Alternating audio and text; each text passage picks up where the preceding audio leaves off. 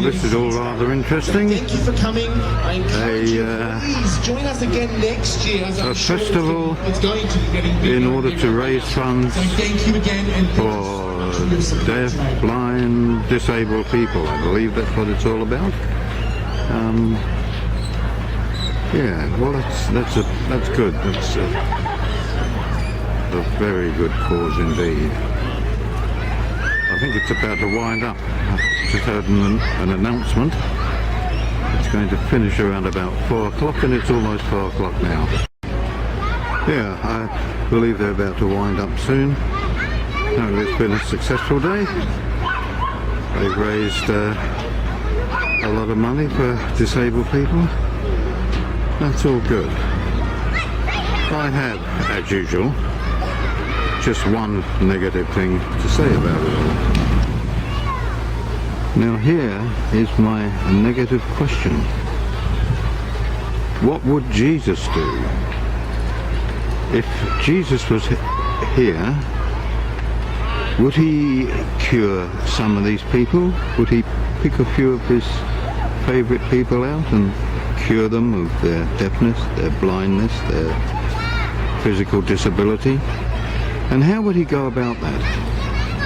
Well, according to the Bible, he would drive out their devils.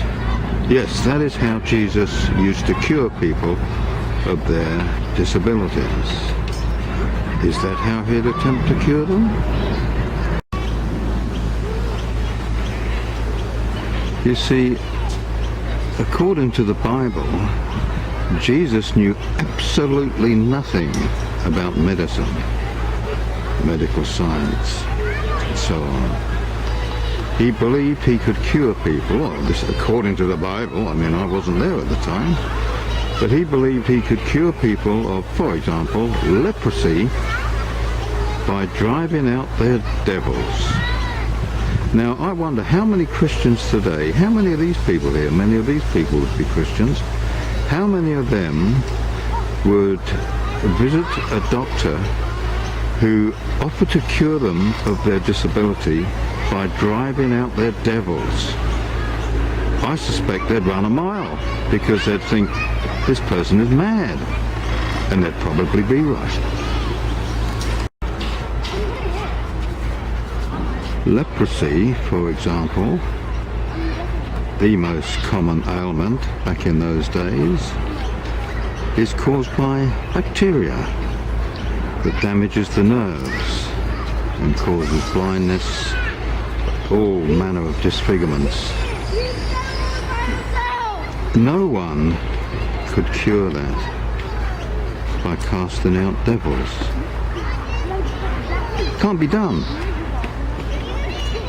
But according to the Bible, that's what Jesus did. Anyone who believes that Jesus cured people of leprosy by casting out devils is an idiot, a complete moron. Now, there is a story in the book of Luke, the Gospel of Luke, whatever you want to call it. I'm at a different function today, as you can see. I'm at, I think they call it a fete or something like that. F-E-T-E, not F-A-T-E.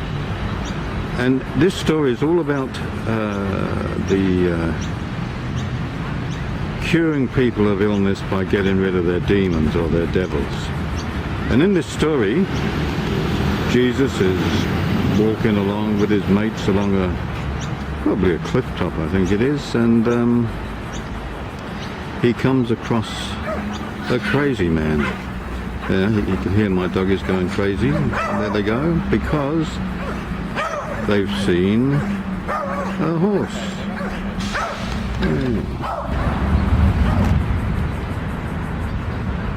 There were my two devils there, Buddy and Scallywag. They're the ones making all the noise. They just caught sight of a horse, and Scallywag will attack any animal. Loves humans, but he thinks it's his duty to attack animals. And he will go for Labradors, or Rottweilers, German Shepherds, or horses. He doesn't care. He's a little one there. and he thinks it's his duty to rid the world of other animals. So I have to keep them tied up. Now this crazy man approaches Jesus. He walks out of the grave, or out of the tomb, I think. That's right, the Bible says he walks out of the tomb. And Jesus approaches him and says, who are you? And one of the devils that infest this man says to Jesus, we are legion, meaning we are many. And Jesus is bewildered. He's used to curing, getting rid of one or two demons. Even Mary Magdalene, he cleansed her of 7 demons. But these are thousands of demons, and Jesus is bewildered. So Jesus asks the devil, the demon, whatever you want to call him, for advice. Imagine that, the Son of God, who is God incarnate, asking a devil for advice. He says, well, how can I get rid of you from this man? And the devil says to Jesus, well, if you look yonder, up the hill there, you'll see a herd of swine, they call them, pigs, swine, whatever. And just instruct us to leave this man, vacate this man's brain, zoom up the hill and infest the pigs instead. So Jesus, okay, fair enough, sounds good to me. So that's what Jesus does. He instructs the devils to leave the man alone and fly up the hill, infest the pigs instead. And that's exactly what they do. They obey Jesus, they leave the man alone, they zoom up the hill, woo, woo, woo, zoom, zoom, zoom, zoom, like a Mazda. And they infest the pigs. Well, the pigs go completely crazy. They go loopy. 2,000 of them. 2,000 pigs driven insane by this man's devils. The pigs leap off the edge of a cliff. They all commit suicide and they drown. 2,000 pigs, all dead. And as a result of that, the man is cured. He doesn't. The Bible doesn't say whether or not he thanks Jesus, but I wouldn't mind betting he was reasonably grateful. He strolls off into the sunset and disappears. The pigs are all dead, 2,000 drowned pigs, and everyone's happy. Well, except possibly for the pig farmer. His response isn't recorded in the Bible, but I'm sure you must believe this because it's in the Bible, and if it's in the Bible, it must be true.